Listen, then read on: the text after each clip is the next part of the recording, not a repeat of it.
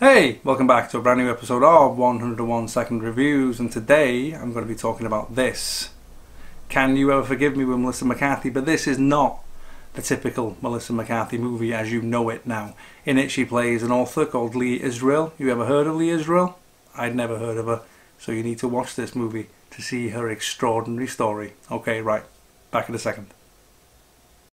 Okay, right, Can You Ever Forgive Me with Melissa McCarthy? Now, let's make it clear again, this isn't your typical bridesmaid style Melissa McCarthy movie. This is probably the most fascinating, most interesting and best role she's taken on since that movie, since becoming a big megastar.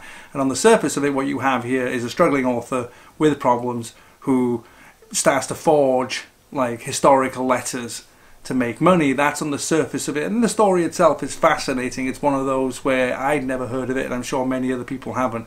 But beneath that, what's going on in the film is far more interesting, in that you have this notion. She, like I said, is a struggling author. She writes these biographies that she of famous female characters, that the one she has out is by Estee Lauder, and she feels that they're extremely important, but nobody else does. She sees other writers, of course, writing books that she seems or deems to be, in her mind, far lesser works, badly written, that are making a fortune. And that is the thing. This is what the film is debating in a way, is what gives something quality. Is it the fact that you look at like Transformers 4, the fact that it makes 800 million in the box office, or something that makes like maybe 100 million but gets like outrageously fantastic critical reviews? What's going to make you happier? What's the most valid? What's the most interesting?